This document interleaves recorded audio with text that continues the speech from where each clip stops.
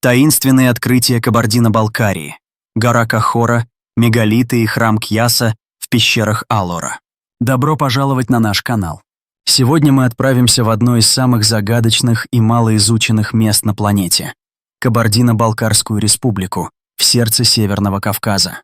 Здесь, среди суровых горных вершин и непроходимых ущелий, скрываются древние археологические открытия, которые ставят под сомнение все, что мы знаем о прошлом человечества.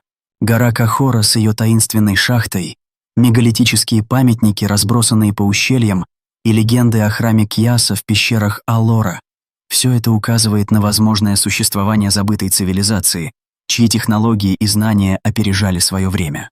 Давайте разберемся, что скрывают эти места, почему они вызывают столько споров и как они могут изменить наше понимание истории. Приготовьтесь к путешествию, полному загадок, интриг и неожиданных поворотов. Северный Кавказ. Земля тайн и легенд. Кабардино-Балкария – это не просто регион с захватывающими пейзажами и богатой культурой. Это место, где природа и история переплетаются, создавая уникальный ландшафт, полный тайн. Горная зона занимает более 65% территории республики, а такие вершины, как Эльбрус, самая высокая точка Европы, делают ее центром альпинизма и исследований. Но под этими горами и в их недрах скрываются следы древних цивилизаций, которые, возможно, существовали задолго до известных нам культур. Местные народы, кабардинцы и балкарцы, сохранили богатые устные традиции, в которых упоминаются подземные города, построенные загадочными существами. Эти легенды, передаваемые из поколения в поколение, долгое время считались мифами, но археологические находки последних десятилетий заставляют задуматься. А что, если в этих историях есть доля правды? Гора Кахора. Шахта, изменившая все.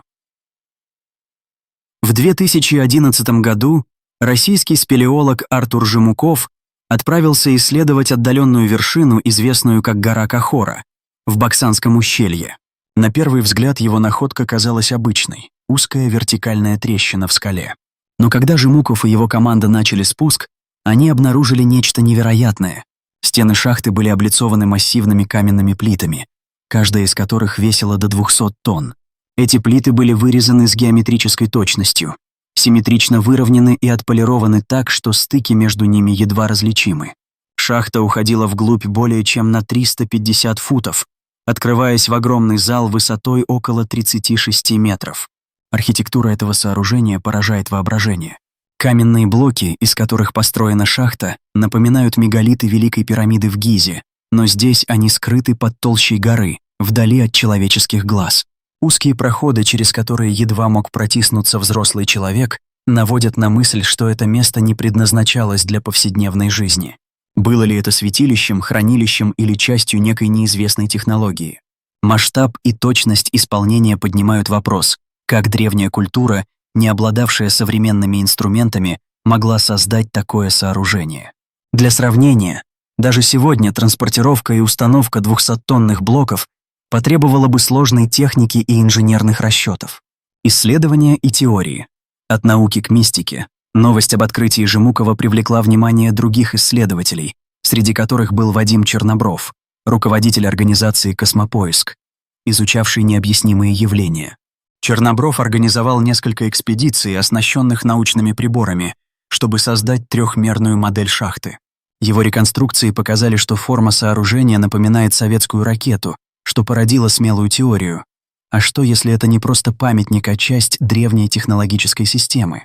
Некоторые исследователи предположили, что шахта могла служить для геотехнических целей, например, для стабилизации сейсмической активности в регионе. Другие выдвинули гипотезу, что это вентиляционная система для более крупного подземного комплекса, возможно, даже пирамиды, скрытой под горой. Эти теории подкрепляются местными легендами. Балкарские и кабардинские предания рассказывают о городах под землей, построенных древними существами, которые владели знаниями, недоступными современному человеку. Интересно, что подобные истории встречаются и в других культурах Кавказа, например, у осетин, которые называют балкарцев асами, возможно, намекая на их связь с древними аланами, могущественным народом, господствовавшим в регионе в раннем Средневековье. Но могли ли аланы или их предки создать такое сложное сооружение? Археологические данные указывают, что в первом тысячелетии до нашей эры в горах Кабардино-Балкарии жили племена кабанской культуры, известные своими бронзовыми изделиями. Однако следов мегалитического строительства в их наследии пока не обнаружено. Тень Второй мировой войны. Оккультные интересы нацистов. История Кахоры принимает еще более мрачный оборот, когда мы обращаемся к событиям Второй мировой войны. В 1942 году немецкие войска начали операцию «Эдельвейс», целью которой был захват Кавказа. Официально это объяснялось стремлением получить контроль над нефтяными месторождениями, но некоторые источники указывают на более эзотерические мотивы. Генрих Гиммлер, глава СС, был одержим идеей поиска арийской прародины и древних артефактов, которые, по его мнению, могли дать Германии сверхъестественную силу. Немецкое подразделение Анненербе активно исследовало Кавказ, считая его регионом, хранящим ключи к древним тайнам. Команда Жемукова обнаружила на входе в шахту вырезанный в камне символ, который вызвал споры. Это не была современная резьба, а рядом находилась более древняя версия того же символа, датируемая, возможно, столетиями или даже тысячелетиями ранее. Некоторые исследователи предположили, что немецкие солдаты могли наткнуться на шахту и распознать этот символ, связав его со своими оккультными теориями. Но кто создал оригинальную резьбу? Была ли она делом рук тех же строителей, что возвели шахту? Эти вопросы остаются без ответа, но они добавляют интриги к и без того загадочной истории. Трагедии и тайны. Почему исследования остановились? Как только исследования шахты начали набирать обороты, произошла череда трагических событий. В 2015 году Артур Жемуков погиб в автокатастрофе при загадочных обстоятельствах. Его близкие были потрясены не только утратой, но и тем, что это произошло вскоре после его заявлений о прорыве в изучении Кахоры. Вадим Чернобров умер от рака в 2017 году, а несколько других участников экспедиций также ушли из жизни при странных обстоятельствах. Совпадение или нечто большее? Эти события породили конспирологические теории о том, что кто-то или что-то не хочет, чтобы тайны Кахоры были раскрыты. После этих трагедий исследования практически остановились. В 2017 и 2018 годах независимый исследователь Александр Сплешнов опубликовал фотографии шахты, которые вновь вызвали интерес общественности. На снимках видны те же массивные блоки с идеально ровными краями, следы, напоминающие машинную обработку, и элементы, намекающие на еще более крупное сооружение под землей. Но крупные экспедиции так и не были организованы. Труднодоступность региона, суровый климат и, возможно, страх перед проклятием Кахоры сделали это место почти недостижимым для современных археологов. Мегалитические памятники Кавказа, хранители истории шахты Кахоры, не единственная загадка Кабардино-Балкарии. По всему региону разбросаны мегалитические памятники, которые местные называют говорящими камнями.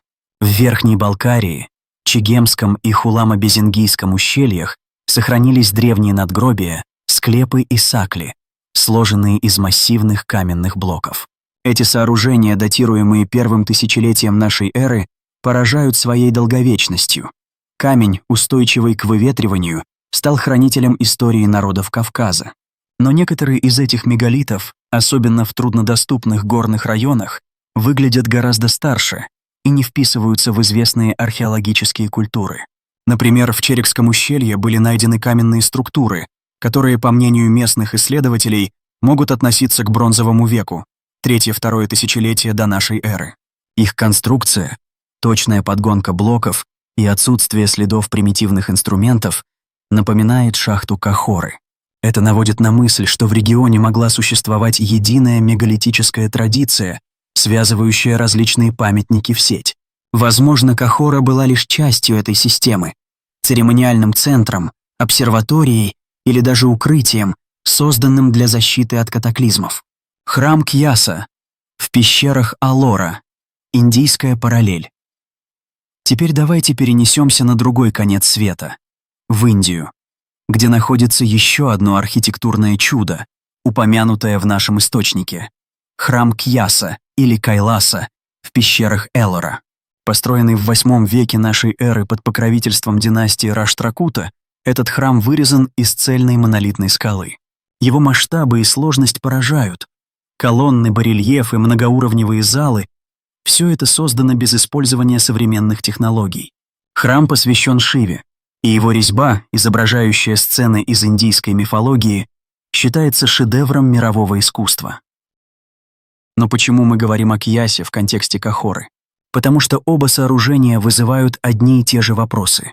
Как древние люди, вооруженные лишь примитивными инструментами, могли создать такие сложные структуры? В случае Кьясы археологи утверждают, что работа велась с помощью бронзовых и железных резцов, но объем вырезанного камня — около 200 тысяч тонн, и точность исполнения заставляют сомневаться в этой версии. Некоторые исследователи, включая сторонников теории древних высокоразвитых цивилизаций, предполагают, что в строительстве могли использоваться неизвестные технологии, возможно, звуковые волны или даже лазеры. Интересно, что в индийских текстах, таких как Махабхарата и Рамаяна, упоминаются виманы, летающие машины, и высокоразвитые цивилизации, существовавшие тысячи лет назад. Эти легенды перекликаются с кавказскими преданиями о подземных городах. Могли ли Кьяса и Кахора быть созданы представителями одной и той же культуры, разделенной тысячами километров, но связанной общими знаниями? Эта гипотеза пока не имеет научного подтверждения, но она заставляет задуматься о том, как мы интерпретируем древние памятники. Анализ и размышления. Что мы упускаем? Одна из ошибок, которую мы часто допускаем, изучая древние цивилизации, это попытка искать в них отражение себя. Мы предполагаем, что высокоразвитая культура должна была оставить после себя города, дороги и письменные источники, подобные тем, что мы видим в Египте или Месопотамии. Но что, если цивилизация развивалась иначе? Что, если ее технологии были основаны не на металле и механике, а на манипуляциях с энергией, звуком или даже сознанием? Шахта Кахоры и храм Кьяса могут быть примерами таких альтернативных путей развития. Еще одна загадка — это отсутствие упоминаний о Кахоре в письменных источниках. Кабардино-Балкария была домом для многих культур, от кабанской до аланской, но ни одна из них не оставила текстов, описывающих подобные сооружения. Возможно, шахта была создана в доисторическую эпоху, когда письменность еще не существовала, или ее строители намеренно скрывали свои знания. Альтернативная версия — это утрата информации из-за катаклизмов, войн или сознательного уничтожения. Будущее исследований. Что ждет Кахору? Сегодня шахта Кахоры остается одной из самых недоступных и загадочных археологических находок. Труднодоступность региона, отсутствие финансирования и мрачные слухи о проклятии делают ее изучение практически невозможным. Но если эта шахта действительно искусственного происхождения, она может стать одним из величайших чудес древнего мира, наравне с пирамидами Гизы или Мачу-Пикчу. Ее исследование могло бы пролить свет на технологии, верования и, возможно, даже происхождение неизвестной цивилизации. Что касается храма Кьяса, он уже признан ЮНЕСКО объектом всемирного наследия, но его тайны все еще ждут своих исследователей. Современные технологии, такие как лазерное сканирование и георадары, могли бы помочь раскрыть скрытые полости под Кахорой и Эллорой, но пока такие проекты остаются лишь мечтой. Заключение.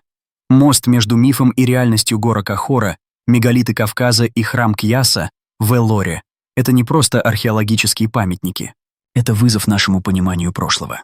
Они заставляют нас задаться вопросами: кто мы, откуда пришли и что забыли. Возможно, ответы лежат в темных коридорах под горами или в резьбе древних храмов. И, может быть, однажды кто-то достаточно смелый спустится в эти глубины и вернется с правдой, которая изменит все. Если вам понравилось это путешествие в мир тайн и загадок, ставьте лайк, подписывайтесь на канал и делитесь своими мыслями в комментариях. Что вы думаете о шахте Кахоры? Верите ли вы в существование древних высокоразвитых цивилизаций? А может, у вас есть свои теории? Давайте обсуждать.